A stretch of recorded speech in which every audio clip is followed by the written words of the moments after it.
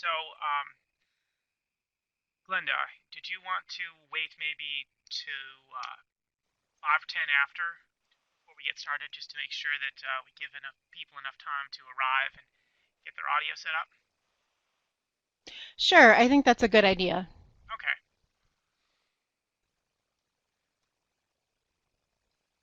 Okay. Good. Good. I'm seeing lots of people.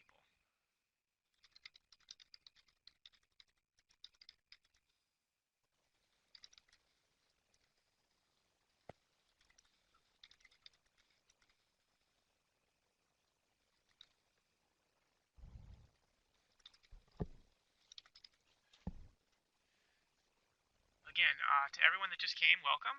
Please let us know if you can hear us, and if you are not going to be using a microphone yourself, go ahead and tell us in the text box. All right.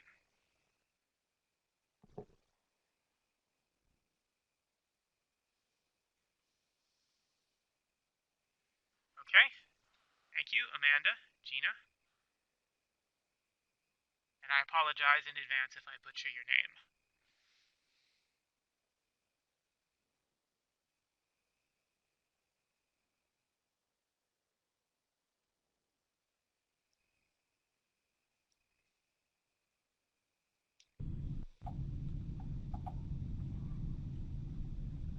I can hear you. Can you hear me?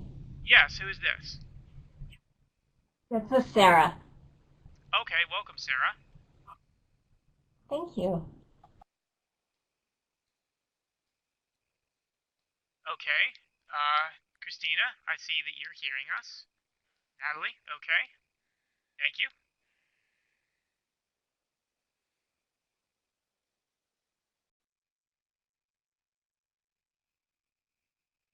Barbara, all right, excellent. All right, thank you, Mark.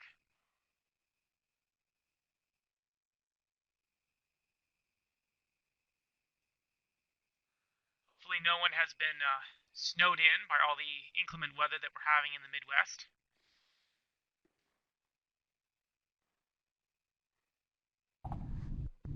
Many of my colleagues are not at work today, but I live close enough that I can walk.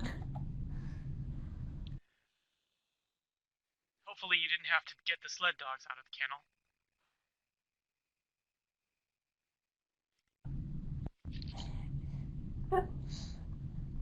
I could also have skied. There you go. Sled dogs are great for traction, but they have very poor fuel efficiency. They're also hard to park if you don't have a dedicated parking lot. It's true. Even a big city like Chicago will often not have dedicated dog parking, which is unacceptable.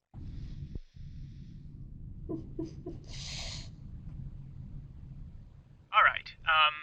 Everyone, we were going to wait until a few minutes past the hour in order to give people time to arrive and get themselves set up. So, thank you for joining us all.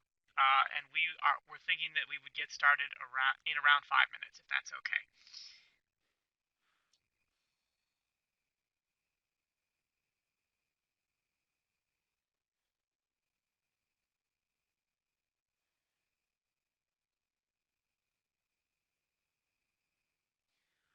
Also, we're going to be recording this meeting, so you'll be able to hear people speaking and hopefully see people's typing. And I'm going to take some minutes, which will hopefully aid in problems with asynchronous talking and typing.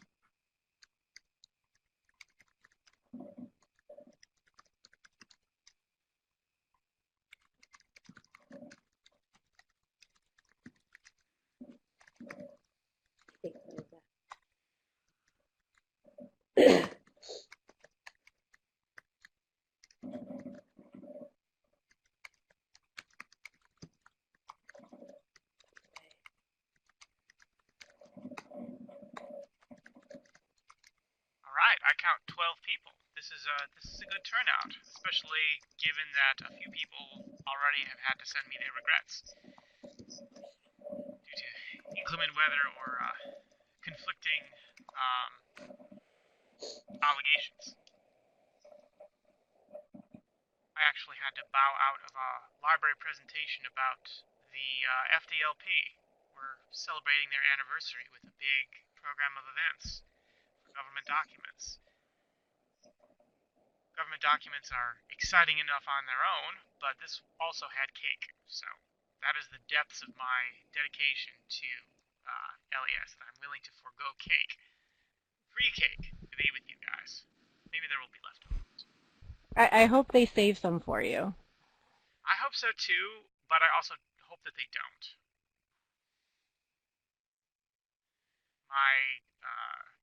I really don't need to be eating cake.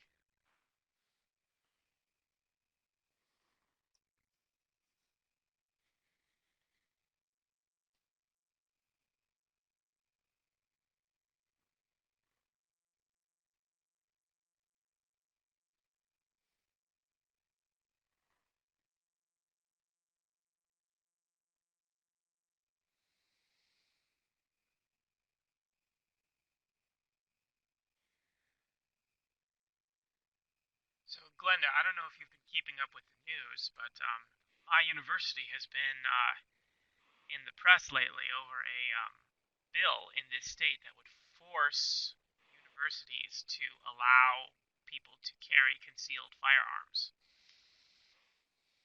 Oh no, I did not hear this. Hmm? It hasn't passed yet, but Wow. given that this is Mississippi, there's a good chance it will pass. And if a leaf blows into the governor's office, he'll sign it just in case. So Oh no. it's not a good situation for us over here. No, that's awful. It's something that's such a bad idea that it's already been explicitly rejected by several other states that you would normally think of as pretty trigger happy, like Texas. But Mm-hmm. Mississippi is nothing if not contrary.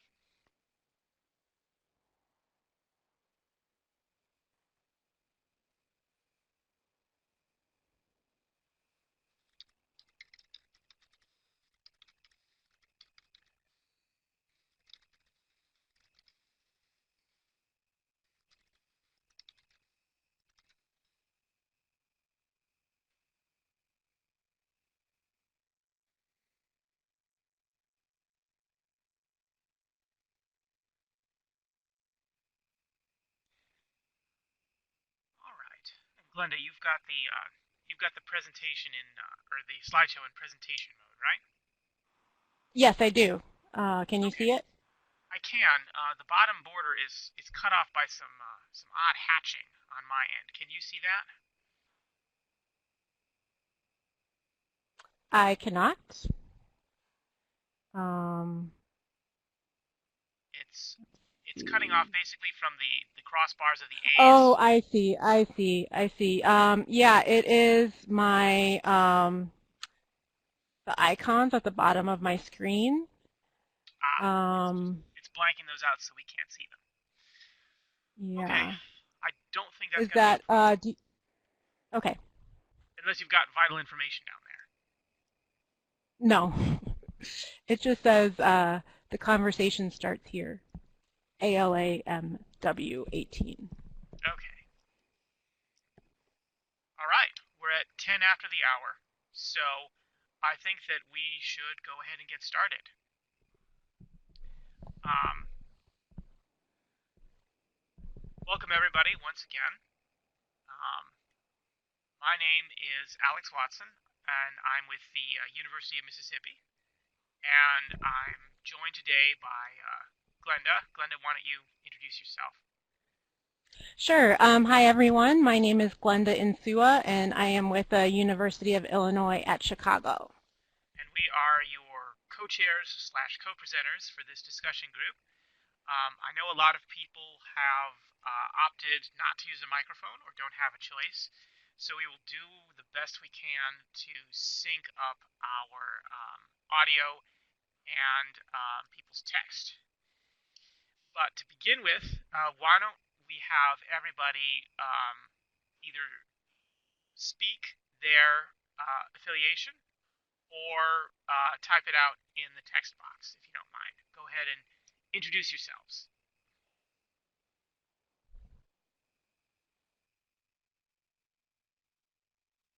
Okay, University of New Orleans, wonderful, very close to us. I bet you're looking forward to ALA Midsummer. All right, Amanda, welcome. Harriet, of Oh, hi, course. Harriet.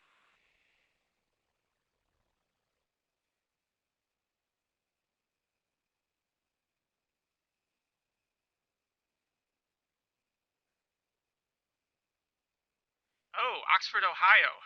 Well, greetings from Oxford, Mississippi. Our towns had the same idea. Ah, sunny Las Vegas.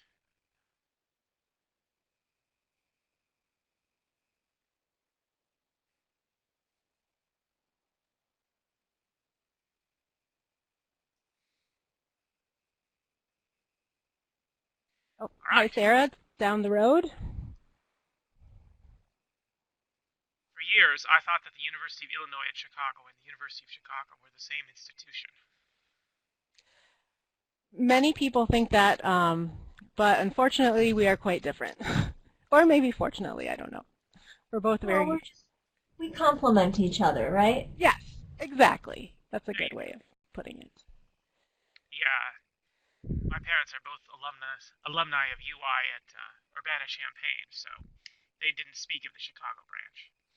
All right, welcome everybody.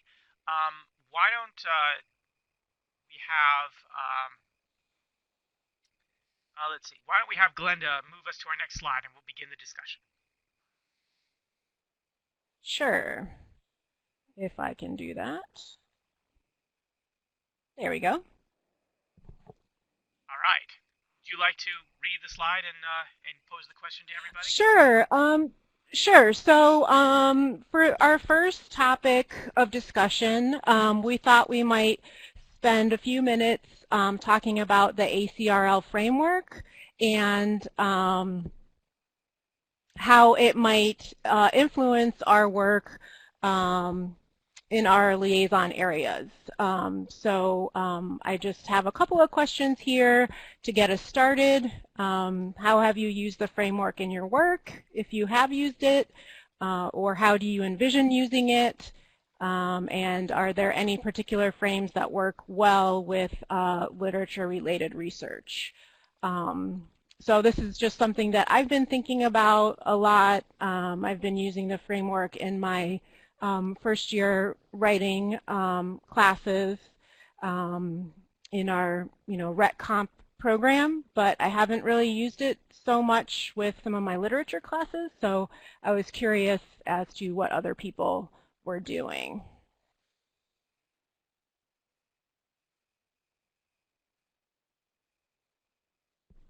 So, oops, sorry about that. I will open it up to anyone who wants to either type in anything, or if someone wants to be brave and use their microphone, that would be great too. Well, I can go ahead and start. We've just transitioned over to a new system of keeping track of our various reference interactions. Um, it is part of the whole LibInsights platform, and it has allowed us to create our own custom form for entering in um, reference consultations, which is excellent. But as we are keeping our statistics, we have also begun putting in framework areas into the form itself, i.e., when you're doing a reference consultation and you're recording it afterwards, you can list the framework areas in which you were able to offer some information or some context as part of your reference interview. And we also have a free text field where you can elaborate upon that on a question-by-question basis.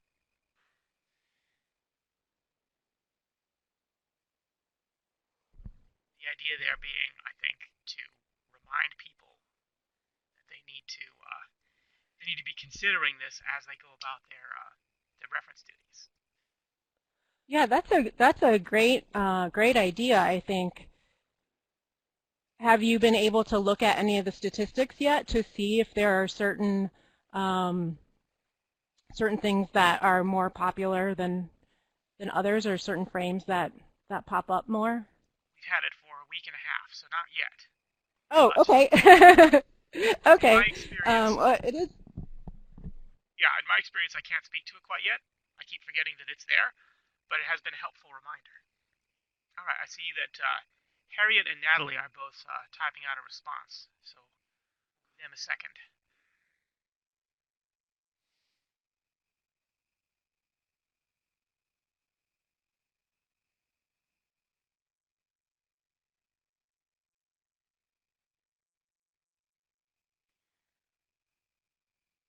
All right, Harriet says that she can envision using the frames of information creation as a process and scholarship as conversation in newish work for scholarly communication and publishing. Okay, interesting. That's great, Harriet. So are you working? We work with classes on building student. Oh, okay. Great. That's really interesting. I was going to ask if you work mostly with faculty, but it sounds like you do a lot with students too. That's really interesting. Yeah, student publications is definitely an area of reference that I hadn't considered at all. Oh, and we've got something from Natalie, planning an instruction session.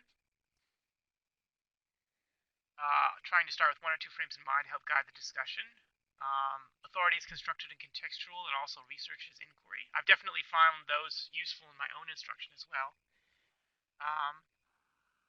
Okay, Christina, are we noting which frames? Or are we tracking specific knowledge, practices, and dispositions? Right now, we're simply noting the frames, but there's the opportunity to enter custom text to be more granular with that along the lines of knowledge, practices, and dispositions. Now, whether that will actually be something that we do in practice, I hope so, but things being as they are, we're not sure yet. Did that answer your question? It looks like she's nodding, so yes. All right.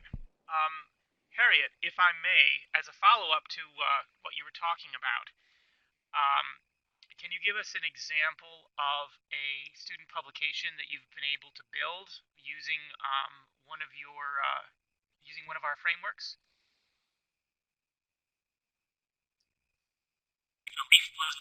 Can you guys hear me? Yeah. Yes. Oh, okay. Yeah, I thought maybe it might be easier to talk. So I worked, and this actually extends, so I worked with the English department as they were building their undergraduate research journal. And I was a faculty advisor for that. And I think in particular, the scholarship as conversation really came out as the students were building the journal, engaging in peer review and trying to figure out the peer review process, and then revising often their senior theses or their honors papers or, a particular seminar paper they really liked, into a formal research paper that they then would publish in the open access journal.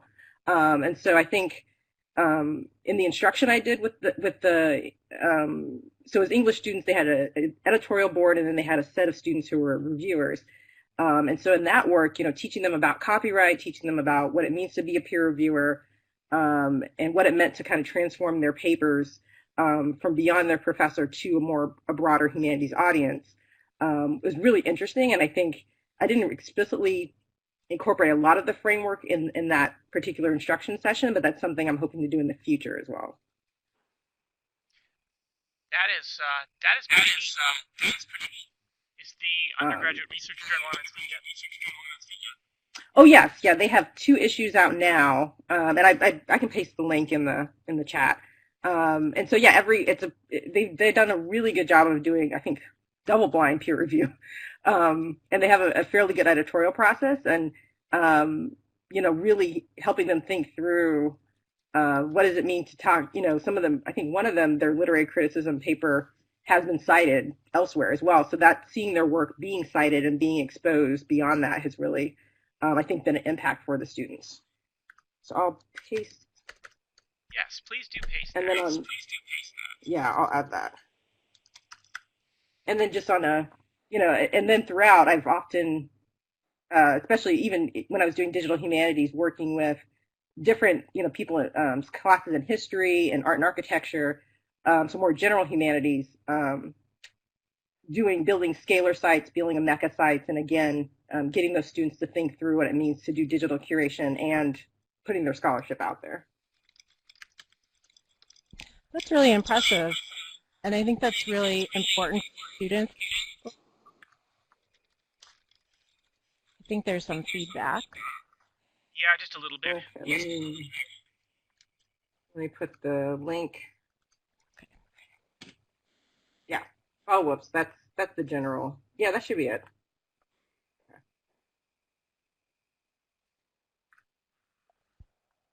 Okay. Thanks, Harriet. Sure. What I was going to say before, I apologize for the feedback, was just that I think it's really important to for students to have these experiences where they're getting their work out into the public, or just out into the, outside of the classroom, because it does show them that there's more to this scholarship than just, what happens within the walls of their classroom and what their instructor, writes on their paper. That's a really awesome idea.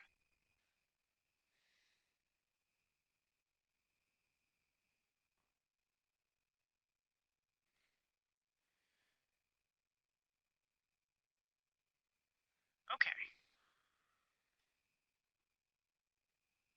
We'll go ahead and wait a minute to see if any of our other text-based participants would like to weigh in. I was just going to go back to what Natalie mentioned about when she was planning instruction sessions, and I think the two frames she mentions, authority as constructed and contextual, and research as inquiry, are really two good ones that are, fairly easy to mention or to employ in instruction. And I think the authority is constructed and contextual one is really important, and I think students oftentimes will just say, this is peer reviewed, so I'm going to use it, and this is not, so I'm not going to use it, and it's important to get into those areas of those gray areas. So how do you implement that, Glenda, within the context of a instruction session?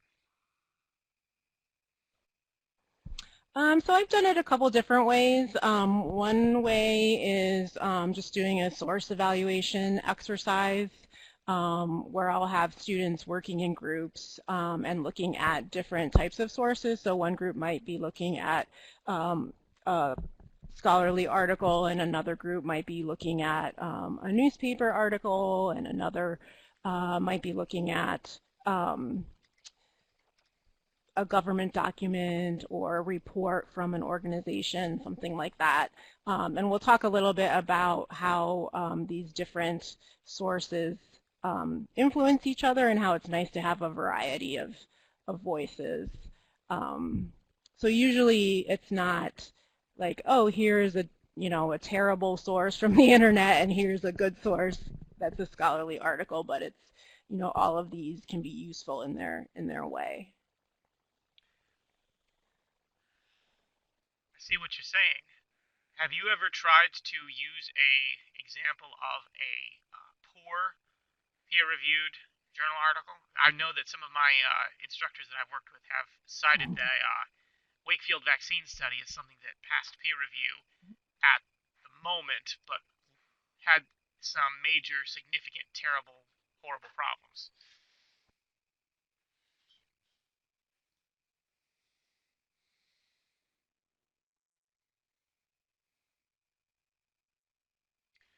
Okay, Natalie says, it sounds like a great activity, and I'd like to have students note the author and their credentials and ask themselves as well, whose voices are present within this resource, whose are left out. That's an excellent perspective, I think. Yeah, especially the whose voices are left out.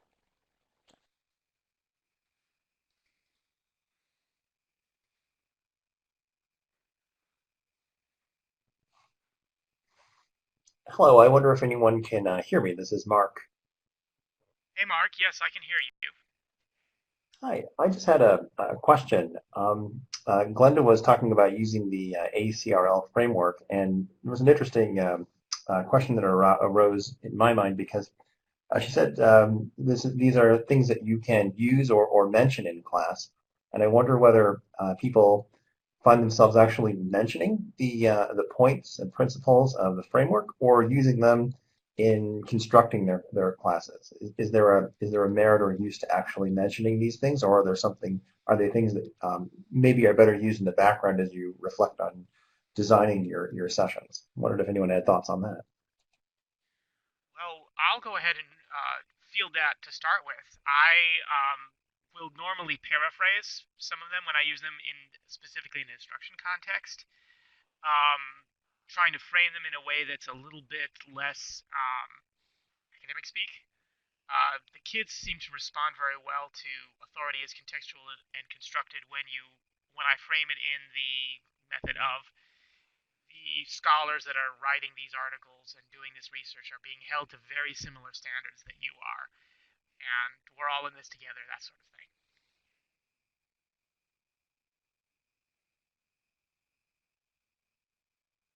Oh, looks like we're going to lose Harriet. Yeah, and I'll also respond and just say that I normally don't say, this is the framework for information literacy. But I do sometimes use language from the framework, so it's not, it might be interesting to actually do that, but I've never, said these are things that our profession, has deemed important, but I will use some of the language.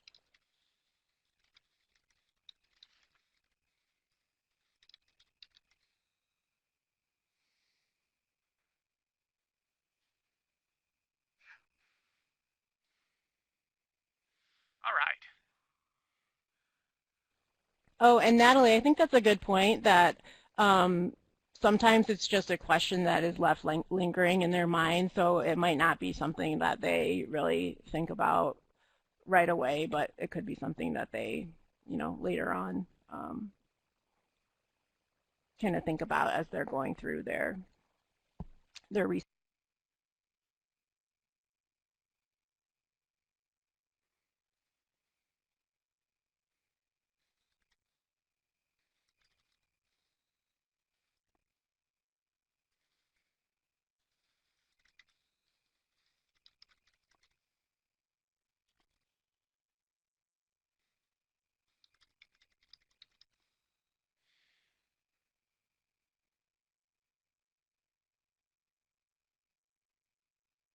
All right. My notes are a hot mess, but I will be cleaning them up later on.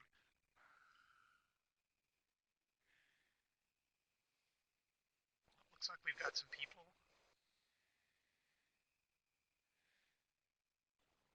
Yeah, there's some people typing. I do apologize for the awkwardness that we have with both typing and voice, but that's a virtual meeting for you.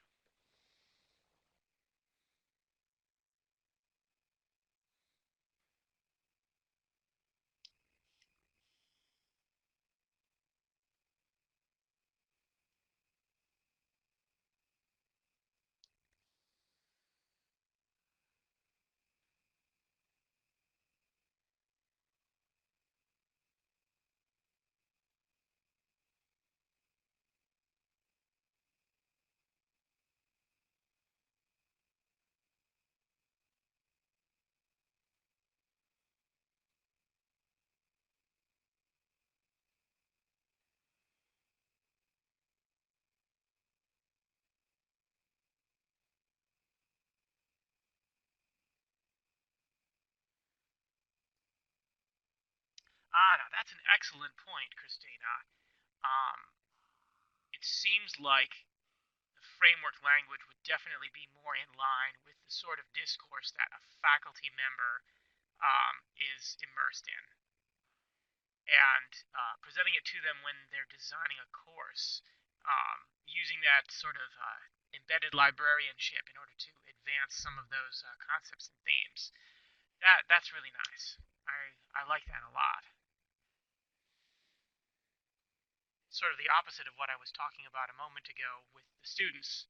As much as a student might be driven away by some of the academic language of our framework, a faculty member would probably be very receptive to that language as well as the concepts that it expresses.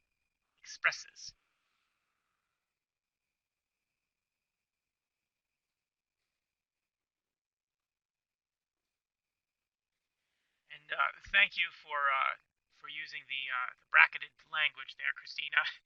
It's a good way of letting us know you're uh, you're able to hear what we're saying.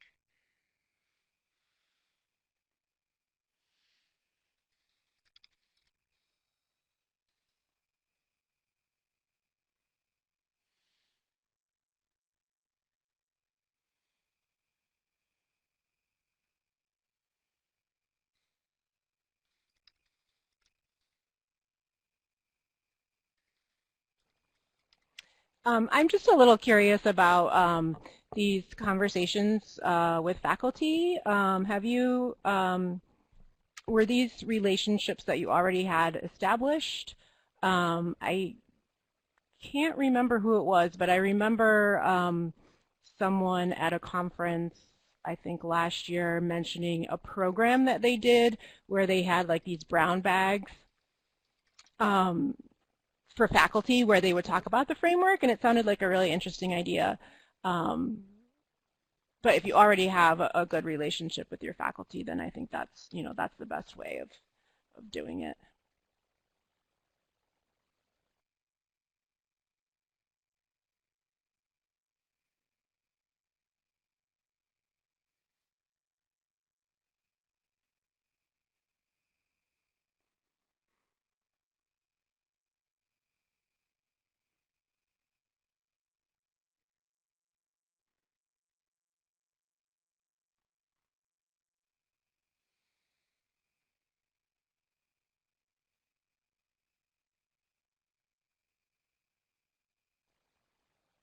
Oh, that's great.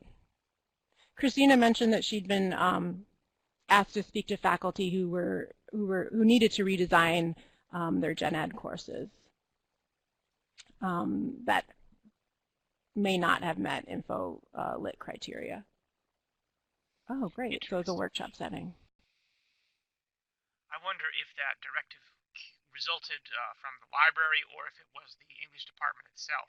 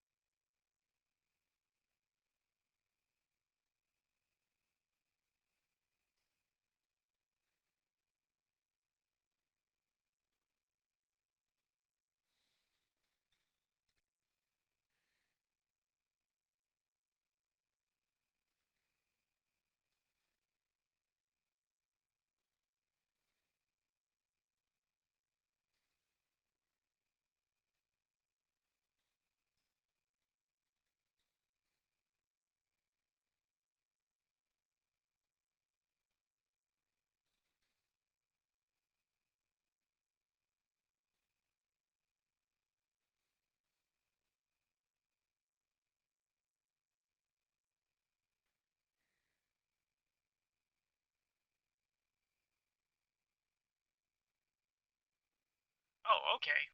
Wonderful. I I'm delighted to see that. We're um, Here we're sort of used to going out to the departments and attempting to inflict the framework upon them. It's very nice to see it arising from the other side there.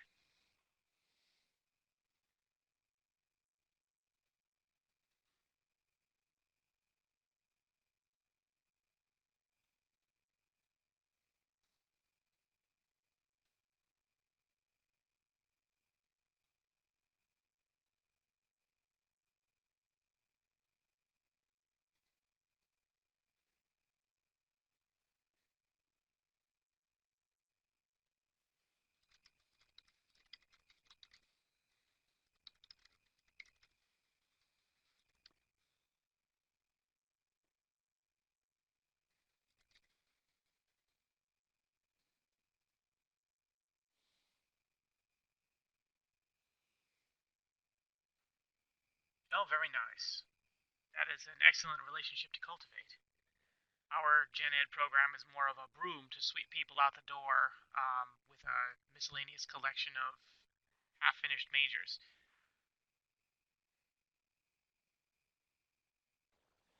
Yeah, we don't have that kind of relationship either. That's really great. Definitely something to aspire to.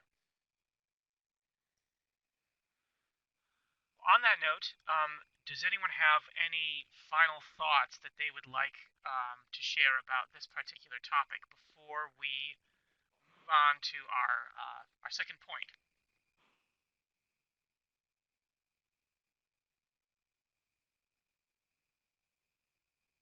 We've gotten some really good responses, but Yeah, this is a we need to pretty be good mindful of the time. good segue.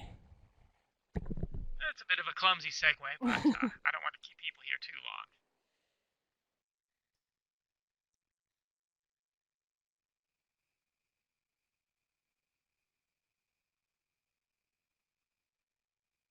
Okay.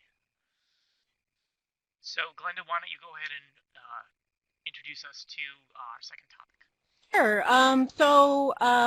The second topic is very, very broad, and you can take it any direction that you'd like. But I was curious about your liaison roles. I'm a fairly new liaison. I've been here for 8 years, but I haven't been in my role for that long. I've been the liaison to the English department for about almost 2 years. So I was curious if your role has changed in the past few years, and if so, how it has changed. I think it's great that Christina had mentioned talking to her faculty about the research competencies for the English students, so that's definitely something that maybe wasn't a role that we would have had several years ago, and I was curious, what kinds of new and innovative things you're doing, or if your role hasn't changed, then what sort of things are working. We can pretty much open it to what you'd like to discuss.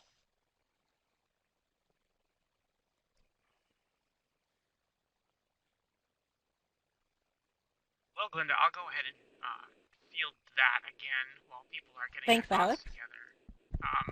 I still do a very traditional liaison role where I talk with faculty about developing courses, getting materials together, doing instruction sessions, that sort of thing. But one area that the university has been moving into in a really interesting way is digital media studies.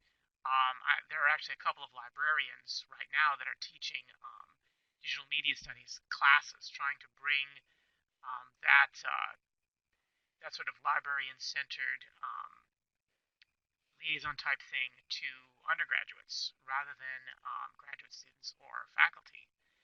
And I'm not teaching one of those, unfortunately. It comes with a $5,000 additional paycheck, but I have been guest lecturing for them and showing people in a department that's technically mine, journalism, how to understand online digital images, how to understand the difference between raster graphics and vector graphics, how to convert between the two, the weaknesses and strengths of each format, as well as a basic understanding of DPI and online and offline print quality.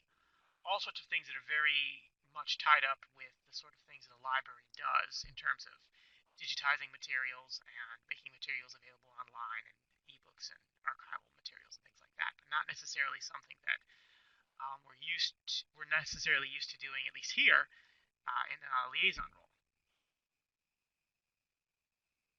Oh, random kitty.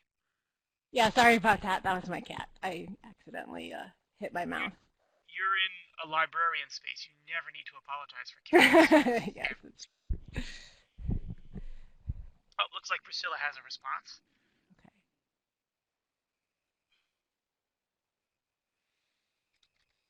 And while she's typing, I'm curious, did you have these skills already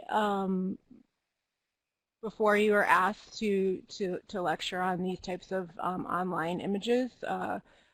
Was this something that you had already had interest in, or was this something that you learned about because It's they something asked that you? I've been interested in since library school, and it's mostly found expression in digitizing materials and putting together library displays, which are, fine pedagogical things that the library can do, but they're not really liaison related, at least not directly. Whereas uh, talking to people who really have no conception about that sort of thing in sort of a workshop setting is it's something that we haven't done a lot of. Did that answer your question? Yeah, that's great. Yeah, I think that's a really interesting program.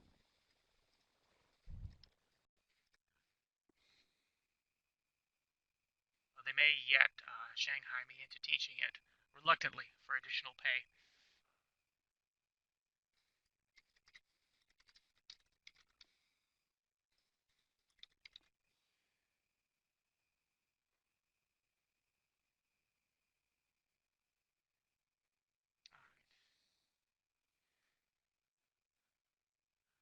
Oh yes, fielding questions about copyright, open access, and research Yes, impact.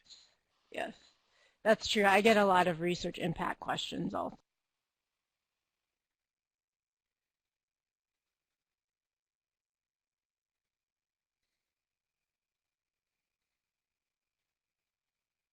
Okay. Staff expansion has led to some changes in the liaison role broadly. Several teaching and learning librarians. Um, Goodness graciousness. I am envious of your expanding staff, Priscilla. Ours are going in exactly the opposite direction. We're contracting. But scholarly communications, data services, oh, very nice.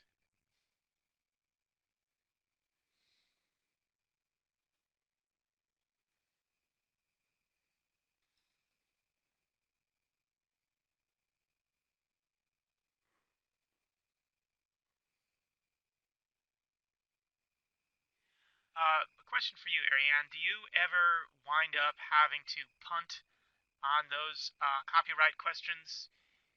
I answered one just the other day, and I was forced to admit that I wasn't able to offer them concrete advice vis-a-vis um, uh, liability, and they needed to talk to the university attorney.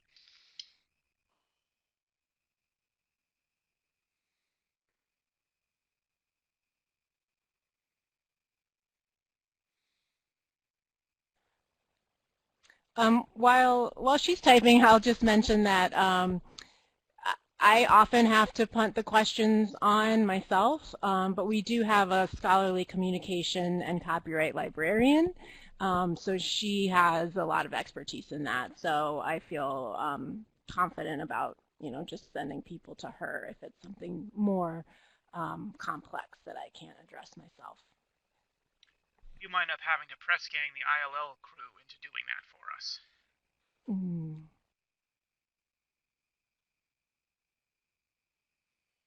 Okay. They also have a scholarly communication department, and I also am envious.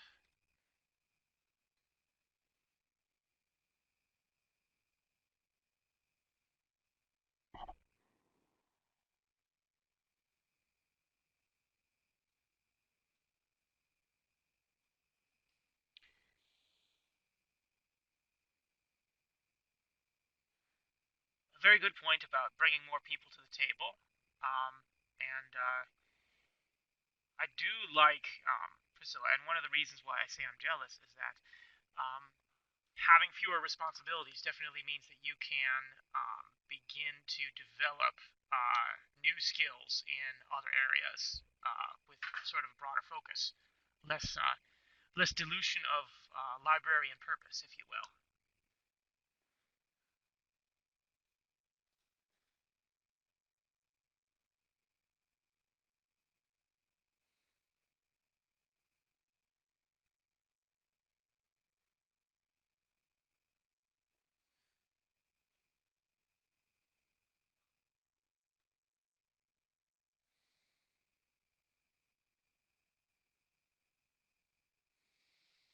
Oh, I like that. That's an excellent metaphor.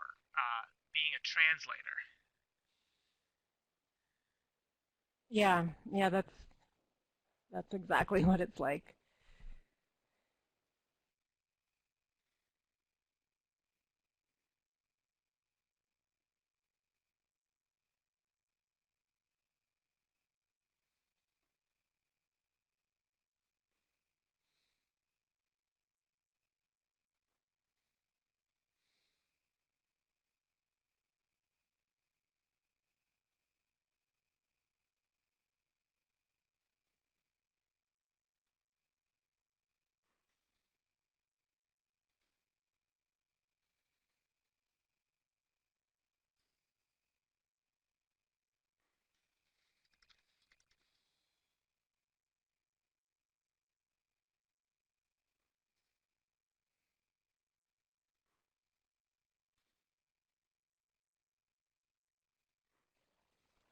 So Priscilla mentioned that there's an expectation of the liaisons being entrepreneurial, and I was just curious if others sort of had the same experience, and if so, what kinds of things you've been sort of branching out into.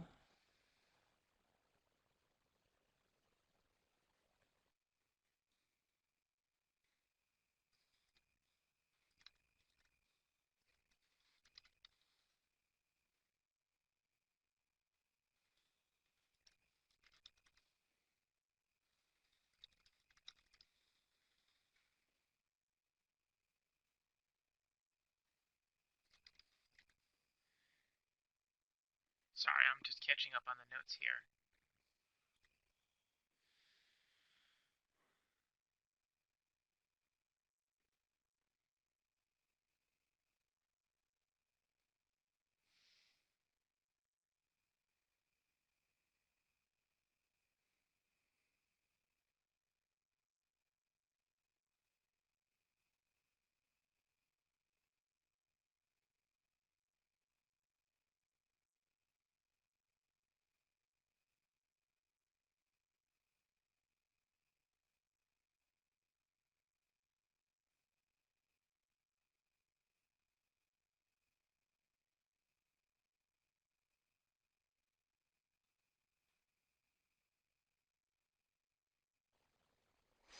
It's sort of like seeing those three dots on your iPhone when you're texting someone. You are waiting to see what they Yes. say, and then, yeah, so it looked like You don't want Priscilla, to interrupt. right. Looked like Priscilla was typing something, but then she stopped. Ah, ORCID IDs. Oh, okay.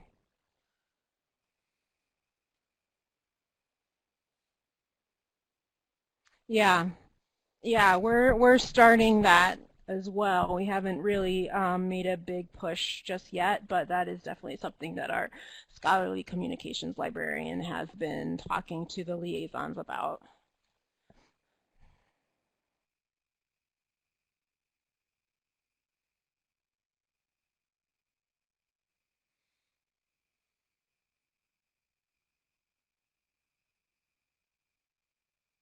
Ah, yes, Professor John and Mary Smith.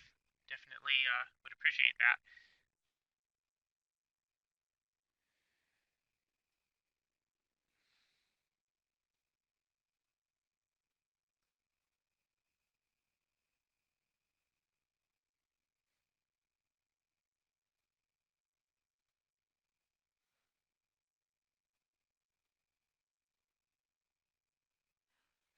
I am.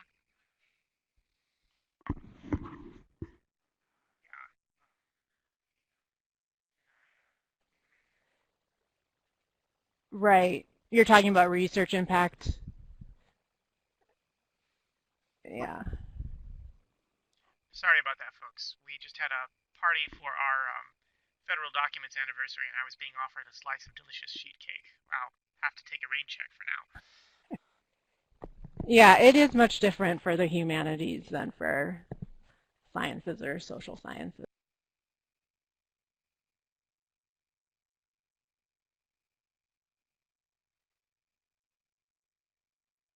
Yes, Priscilla, especially if someone was going to use impact in the same way that it's being used in some of the STEM fields to measure performance as a prelude toward tenure up and down votes, various things like that.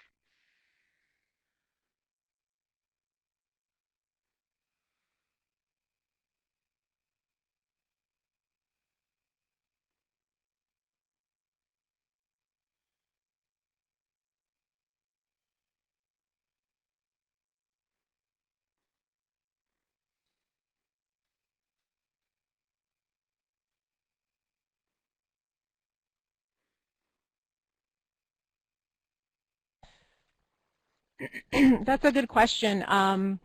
Priscilla's asking if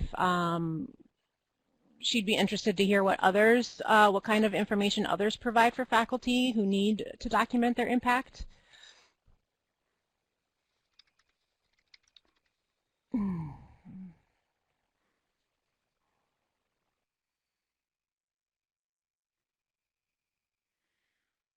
I will admit that our English department does not really look at impact as a metric at this time, so I will have to defer to others on that.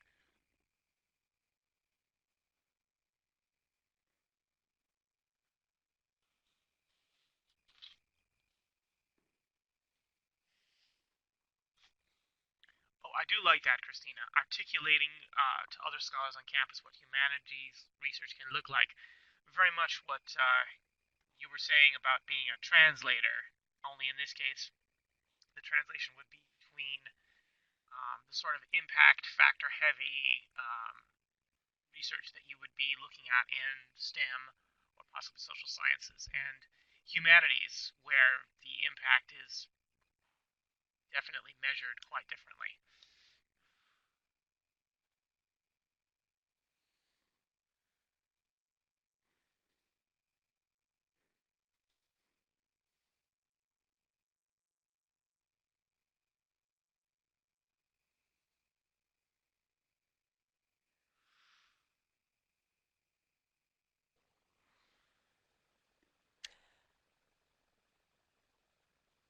So it looks, oh, I was just going to say, it looks like we're running out of time, so I just wanted to ask if anyone else had something to add to that.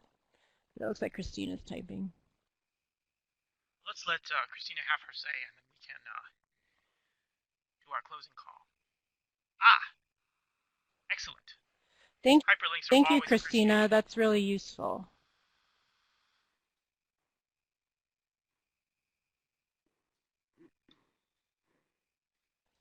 No, you're not chatting too much at all. Thank you very much for participating.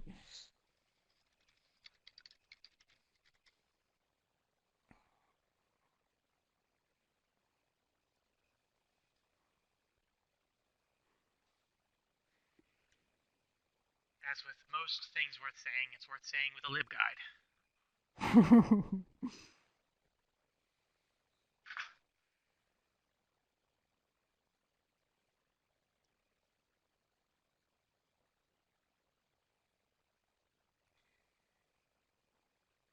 And luckily, libguides are one of those things that can only be enriched by seeing someone else's libguide. Because unlike the private sector, we are all too willing to have our stuff be stolen for the greater good. Yes, yes. No need to reinvent the wheel.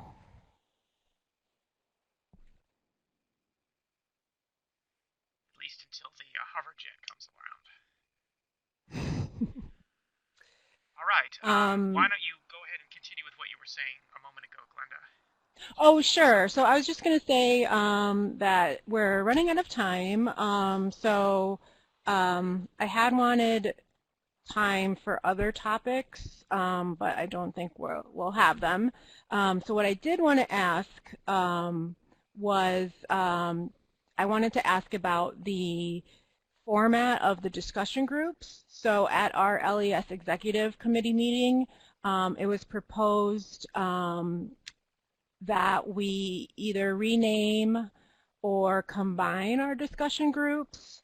And part of the reasoning for that was low turnout, and then also for the in-person discussions, it's getting harder to find space because of the way that the ALA conferences are set up now. So they thought either having one discussion group that focuses on more, just broader topics, or renaming our discussion groups to focus on broader topics. And we were curious what you thought. What would be helpful for you? Is it better to have two separate groups, this reference group and then the collections group, or one combined group? So we just wanted to ask you what your thoughts were on that. So if you wouldn't mind, anybody who is interested, just type out a response in the comments, and we will take that to exec. Whether or not you would be in favor or against renaming, combining discussion groups, either in person or virtually, and any thoughts that you have on that. Some of the things that Glenda and I had discussed were the possibility of scheduling, i.e. if you have one large discussion group and it is scheduled against Neil Gaiman, no one's going to come. Things like that.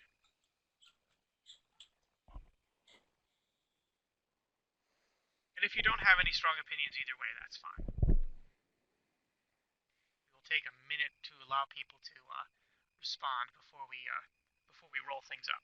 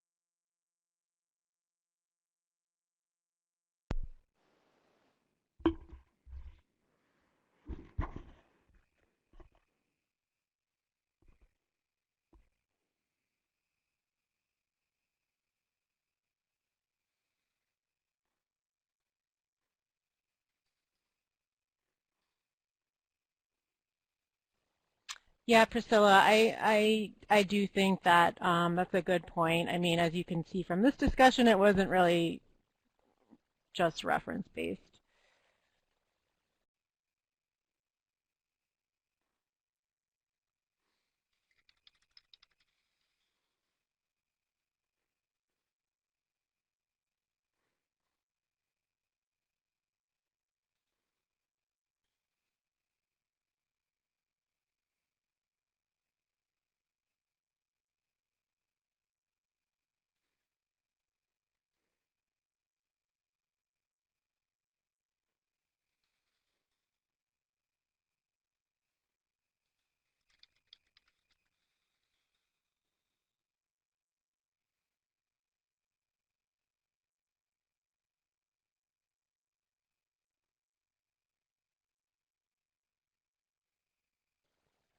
Yeah, it does seem that like there is some overlap as well.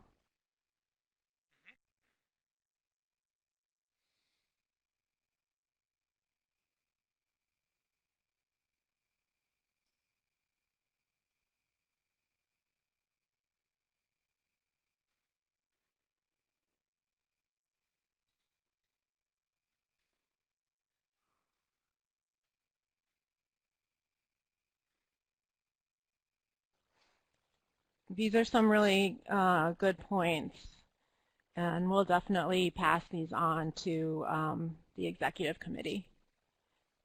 Yes, we will definitely, even if you don't have a strong opinion one way or the other, we'll definitely pass on your feedback.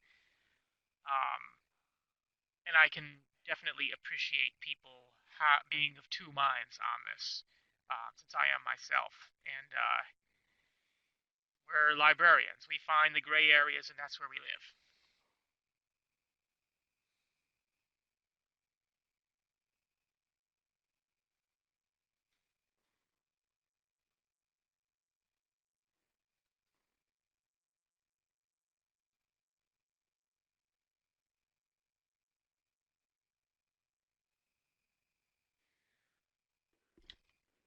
And I do realize that we're technically over time. If you have somewhere else that you need to be, thank you for coming. Just leave a parting note in our oh, book cat. Just leave a parting note in our chat so that we'll know that you're leaving and you haven't been disconnected. Thank you for coming. Yeah. If you would like to stay a few minutes longer, we're happy to do so. Yeah, I just wanted to say thank you to everyone too. We really appreciate you being here and your participation.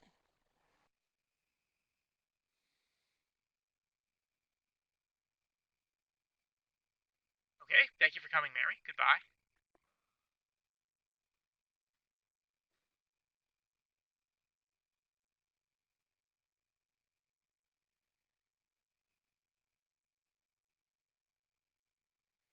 All right.